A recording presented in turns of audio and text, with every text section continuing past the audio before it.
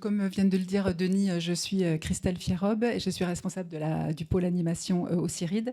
Et je vais vous présenter là en quelques minutes un petit bilan sur cette action DREC, donc pour déploiement du référentiel économie circulaire. Je vais vous rappeler un petit peu les objectifs, comment ça s'est passé, et puis quelques résultats généraux avant de passer sur les tables rondes. Donc, l'action DREC visait à accompagner les collectivités pour mettre en place une stratégie économie circulaire à l'aide du référentiel de l'ADEME. Et il y avait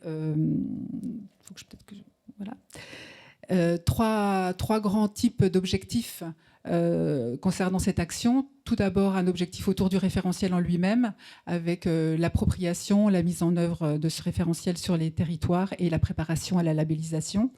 Il y avait aussi un objectif de réaliser un état des lieux et d'élaborer une stratégie et un plan d'action, économie circulaire. Et puis un troisième axe qui était le partage d'expériences, la création d'une communauté entre ces collectivités et puis la valorisation des bonnes pratiques. Alors, comme le disait Cécile tout à l'heure, il y a 20 territoires qui sont engagés dans cette démarche. Il couvre, comme vous le voyez, l'ensemble de la région, avec à peu près, sur ces territoires-là, un tiers de la population régionale. Mais ces territoires viennent compléter les 4 pionnières, les 4 collectivités pionnières qui étaient déjà labellisées fin 2020, qui sont les 3 grandes métropoles, Grand Lyon, Saint-Étienne et Grenoble, mais aussi le syndicat du Bois de l'Aumône, un syndicat de collecte et de traitement qui se trouve dans le Puy-de-Dôme. Donc on a dans ces territoires 8 communautés de communes, 9 agglos, 2 syndicats de traitement et puis un pôle de développement économique. Ces 20 territoires étaient aussi constitués de 8 collectivités débutantes et 12 matures.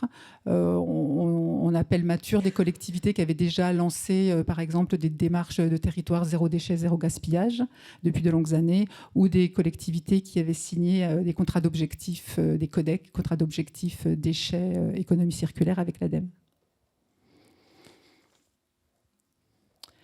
Voilà, donc cette action est construite autour du référentiel et du label économie circulaire et du référentiel de l'ADEME. Ce label a été construit depuis 2019. Il est en amélioration continue et il est axé sur un référentiel qui comprend 5 axes qui se déclinent eux-mêmes en 21 orientations. Un axe politique. Je vous présente un petit peu le référentiel pour les gens qui ne le connaissent pas et qui auraient envie de se lancer prochainement dans cette démarche. Donc, un premier axe politique donc, sur la définition de la stratégie globale. 2 axes qui sont techniques. L'axe 2 qui concerne les déchets et l'axe 3 qui concerne les autres piliers de l'économie circulaire, tels que l'écologie industrielle et territoriale, l'économie de la fonctionnalité ou la commande publique durable. Et puis 2 axes sur les moyens et la mobilisation. L'axe 4 qui parle des outils financiers mis en œuvre par les collectivités pour aller vers un changement de comportement. Et l'axe 5 qui est un axe transversal et qui parle plutôt de la coopération et de l'engagement vis-à-vis des différentes cibles du territoire. Donc, par rapport à ces axes, on a référencé derrière, dans ce référentiel, plus de 350 actions. Donc, c'est vraiment un référentiel qui parle d'actions concrètes, qui n'est pas uniquement ciblé sur les compétences de la collectivité. C'est un outil de programmation, de suivi, d'évaluation et de valorisation aussi des actions des collectivités. Et donc, l'idée, c'est de remplir ce référentiel, d'arriver à un score avec le nombre d'actions qu'on a pu mettre en œuvre sur le référentiel. Et ce score permet du coup de postuler au label pour 1 à 5 étoiles. Donc, ce label est le pendant du label donc TET, Territoire engagé, transition écologique, air, climat, énergie, qui était plus connu sous le nom de Citergie, qui était utilisé déjà par beaucoup de collectivités. Et donc là, maintenant, on a le volet économie circulaire. Alors, un rapide rappel de comment les actions se sont déroulées sur 3 ans. Donc, c'était une action collective qui regroupait un accompagnement collectif et des accompagnements individuels. Les accompagnements collectifs comprenaient à peu près comprenaient 3 types d'interventions. Des sessions de formation, déjà au référentiel, bien sûr, pour débuter, pour l'ensemble des collaborateurs, mais aussi des ateliers de rencontres. Donc les 20 territoires, en particulier les chargés de mission et les chefs de projet économie circulaire de ces territoires ont été invités à se rencontrer tout au long de 2021 et 2022 pour échanger sur leurs pratiques, pour rencontrer aussi des acteurs de terrain et faire de l'interconnaissance et du partage de bonnes pratiques. Et c'était complété par des ateliers de sensibilisation à l'intention des élus, cette fois-ci, qui étaient plutôt, eux, en visio et qui ont été plutôt d'ordre multithématique avant 2021 et sur des sujets très, très précis sur les 2 années suivantes. Pour l'accompagnement individuel, cet accompagnement individuel a duré à peu près 18 mois sur 2021-2022. Il a été réalisé par le CIRID pour les collectivités débutantes et par 2 consortiums de bureaux d'études qui ont été nos prestataires pour les collectivités matures. Donc, je voulais les remercier aussi ce matin. Un premier consortium qui regroupe Alticentre et Nafea. Vous allez pouvoir les rencontrer au cours de cette matinée, soit sur les tables rondes, soit au buffet. Et puis un deuxième consortium qui était Colibri, Auxilia et Midiane. Et donc nous avons ce matin avec nous de ces consortiums Dominique Michalon, Cindy Deraille et Caroline Valuy qui pourront aussi avec lesquels il est intéressant d'échanger, en tout cas au niveau du buffet. Donc cet accompagnement individuel, il était orienté par rapport aux axes, aux phases de la démarche. Donc une première phase sur tout ce qui est portage politique, une phase qui concerne toute la mobilisation des acteurs, qui soient des parties prenantes, qu'elles soient internes ou externes, et puis ensuite la réalisation d'un état des lieux et bien sûr la définition de la stratégie et du plan d'action. Dans le cadre de cet accompagnement, les collectivités ont bénéficié de coaching, d'avis d'experts, de co-animation, co-construction de réunions pour mobiliser les parties prenantes avec des outils d'intelligence collective.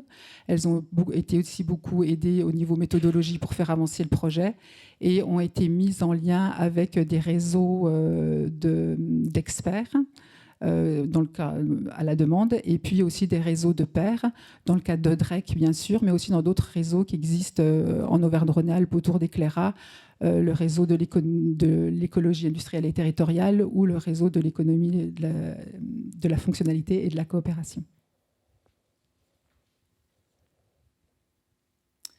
Voilà, j'en ai fini pour cette présentation de ce qui s'est passé sur ces 3 dernières années.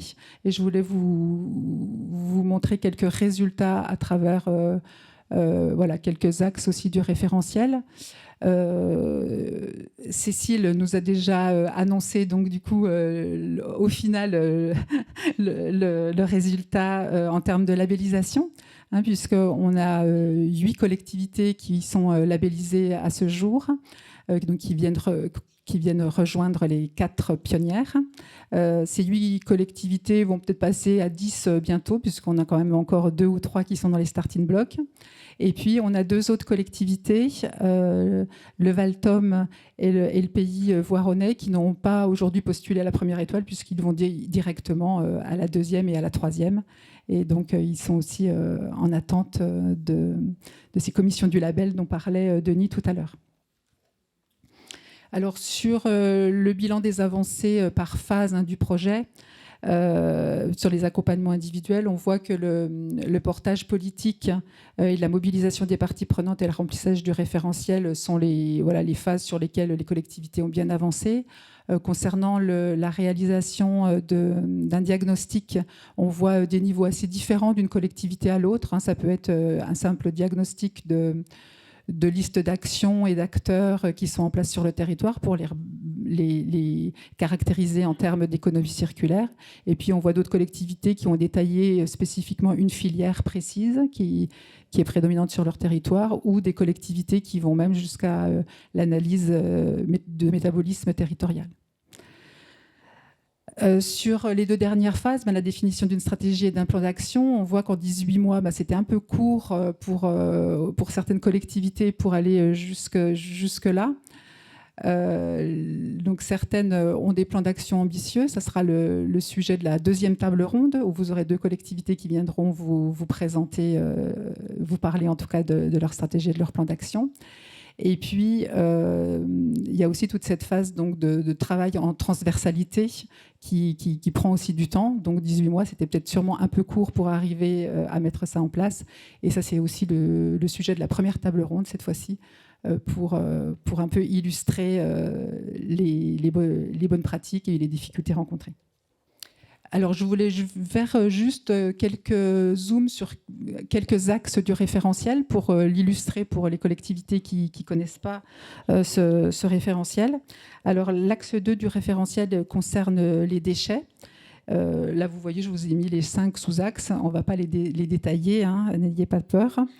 Par contre, c'était juste pour vous montrer que voilà, les avancées sur l'axe de la valorisation des déchets, dont les déchets organiques, on a beaucoup d'actions donc, qui sont sur ce sujet-là, mais qu'il y a aussi énormément d'actions qui visent les acteurs économiques et donc qui travaillent sur les déchets des acteurs économiques, et que c'est dans les actions programmées le sujet qui est voilà, un des plus abordés. Un petit zoom ensuite sur l'axe 3, qui concerne les autres piliers de l'économie circulaire. Alors les collectivités sont actives sur les piliers 2 et 3, qui sont les achats responsables et puis l'accompagnement autour de la consommation responsable et la sobriété des acteurs.